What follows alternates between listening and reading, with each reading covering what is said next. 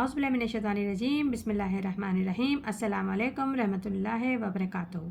آج ہم سورہ برج کا ترجمہ، تفسیر اور خلاصہ بیان کریں گے۔ سب سے پہلے ہم آپ کو سورہ برج کا شان نزول اور پس منظر جو ہے وہ بتائیں گے، جیسے کہ قرآن مجید مکمل طور پر ہدایت، نصیحت، احکامات اور دلائل اور واقعات، قصے، نبی صلی اللہ علیہ وسلم سے پہلے جتنے بھی پیغمبر گزرے ہیں ان کے حالات اور ان کی قوموں کے حالات، تمام چیزیں قرآن مجید میں موجود ہیں۔ تو سورہ برج بھی نبی صلی اللہ علیہ وسلم کی ولادت سے قبل 523 عیسوی قبل، یعنی کہ یہ جو واقعہ ہے ہم آپ کو ذکر کریں گے، بتائیں گے، وہ نبی صلی اللہ علیہ وسلم کی ولادت سے قبل 523 سال قبل یمن میں مکے کے جنوب میں یہ واقعہ ہوا ہے۔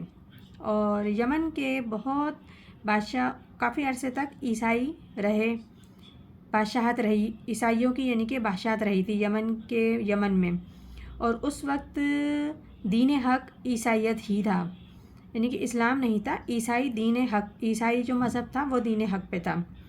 کچھ ٹائم کے بعد یہودی میں سے ایک بادشاہ مقرر ہو گیا، پھر اس کی حکومت قائم ہو گئی۔ تو پھر وہ بادشاہ جو تھا عیسائیوں پر بہت ظلم و ستم کیا کرتا تھا۔ اس کے پاس ایک جادوگر تھا، تو اس کے ذریعے جو وہ شیاطین کے ذریعے اور نجم کے آثار کے بدولت وہ غیبی خبروں کی معلومات لیتا تھا اور غیب کی باتیں لوگوں کو بتایا کرتا تھا۔ تو وہ جادوگر تھا جو کہ اس بادشاہ کے پاس ہی رہتا تھا۔ تو پھر اس جادوگر نے بادشاہ سے کہا کہ مجھے ایک لڑکا درکار ہے، وہ مجھے دعا کر کے، تاکہ میرے اندر پاس جو علم ہے اور جو بھی گن ہے میں اس میں ٹرانسفر کروں۔ تو بادشاہ نے اس کے لیے ایک لڑکا مقرر کیا۔ وہ لڑکا میں خاصیت یہ تھی کہ اس میں اللہ تعالیٰ نے اچھی سی کوالٹیاں رکھی تھیں اور کرامات رکھے تھے۔ وہ لڑکا اس جادوگر کے پاس جب تعلیم حاصل کرنے کے لیے آتا تھا تو راستے میں ایک راہب بیٹھا ہوا اس کو ملتا تھا، تو وہ اس سے بڑا متاثر ہوتا تھا، اس کی باتیں سنتا تھا، تو اس کی اتنا متاثر ہونے لگا کہ وہ اس کو ٹائم دینے لگا، اس کی صحبت اس نے اختیار کری، یہاں تک کہ وہ چپکے سے مسلمان بھی ہو گیا۔ اور اس وقت میں نے جیسے آپ کو بتایا کہ عیسائی مذہبی دین حق پر تھا۔ اور پھر وہ جب جادوگر کے پاس جاتا، یعنی کہ اتنا لیٹ ہو جاتا، تو وہ جادوگر اس کی پٹائی لگاتا، مارتا اس کو کہ تو اتنا لیٹ ہو گیا، لیکن وہ کچھ نہیں کہتا۔ پھر واپسی پہ بھی جب وہ جادوگر کے پاس سے گھر جاتا تو اس وقت بھی وہ راہب اس کو راستے میں ملتا، تو وہ اس کے پاس بیٹھتا، اس کے ساتھ اس سے تعلیم حاصل کرتا، سیکھتا، اور اس پہ اس راہب کی باتیں بہت اثر کرنے لگی تھی، یعنی کہ وہ ایک پختہ یقین مومن بن چکا تھا، مسلمان بن چکا تھا، اور دین کی تعلیم بھی دینے لگا تھا لوگوں کو۔ تو جب وہاں سے بیٹھ کے وہ اپنے گھر جاتا تھا تو اس کو جب بھی پٹائی لگتی تھی، اس کے گھر والے بھی اس کی مار پٹائی کرتے تھے، لیکن اس کو یہ باتیں بالکل بھی اثر نہیں کرتی تھیں کہ مجھے دونوں طرف سے مارا جا رہا ہے لیٹ ہونے کی وجہ سے، لیکن وہ دین کی باتوں کو سننا زیادہ مقدم فرماتا تھا۔ تو اسی طریقے سے چلتا رہا، اور وہ لڑکا بھی یعنی کہ اپنی تعلیمات حاصل کرتا رہا، اور راہب کے ساتھ بیٹھ کر ایک دن ایسا ہوا کہ شیر آ جاتا ہے۔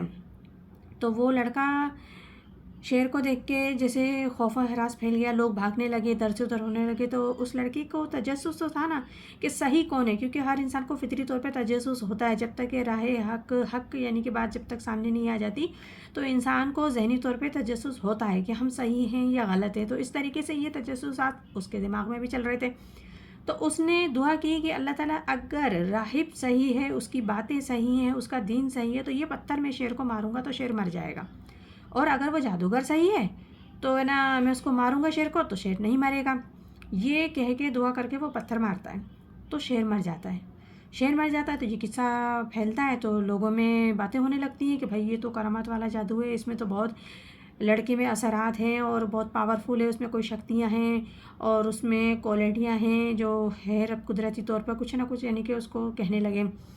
تو اسی طریقے سے یہ سلسلہ قصے اس کے چلتے رہے۔ تو ایک نابینا شخص اس کے پاس آیا، اس کو کہنے لگا کہ میری آنکھوں میں روشنی نہیں ہے، تمہارے کہنے سے سب کچھ ہو جاتا ہے، جو دعا قبول ہو جاتی ہے، تو تمہیں میرے لیے دعا کرو کہ میری روشنی آ جائے۔ اس نے کہا ٹھیک ہے، میں دعا کرتا ہوں تمہارے لیے تمہاری روشنی آ جائے، لیکن اس شرط پہ کہ تم ایمان لاؤ گے، تم مسلمان ہو جاؤ گے۔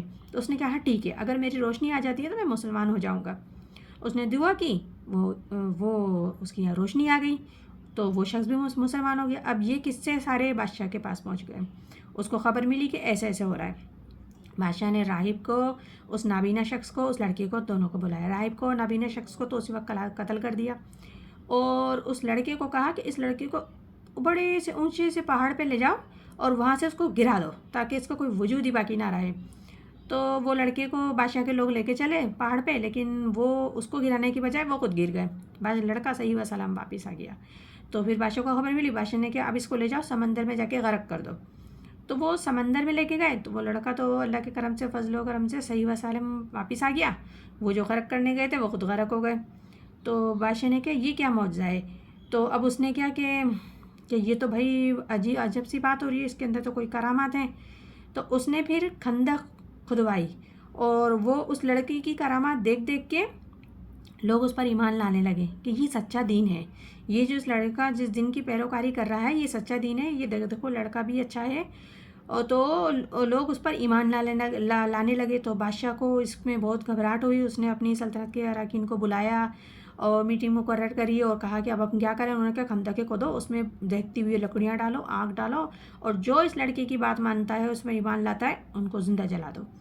تو اس طریقے سے اس خندق میں بے شمار لوگوں کو زندہ جلایا گیا، اور اس لڑکے پہ تو کوئی چیز اثر کر ہی نہیں رہی تھی۔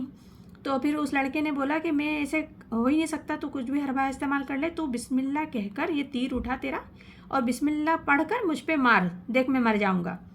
تو پھر ایسا ہی ہوا، بادشاہ نے تیر اٹھایا، بسم اللہ کہہ کے چلایا، وہ لڑکے کو لگا، وہ لڑکا اسی وقت مر گیا۔ تو یہ واقعہ دیکھ کے، کرامات دیکھ کے، بادشاہ کے ارد گرد محل میں جتنے لوگ موجود تھے اور شہر میں جتنے لوگ موجود تھے، سب نے، بادشاہ کی قوم نے ایک آواز میں نعرہ لگایا، اور وہ سب مسلمان ہو گئے۔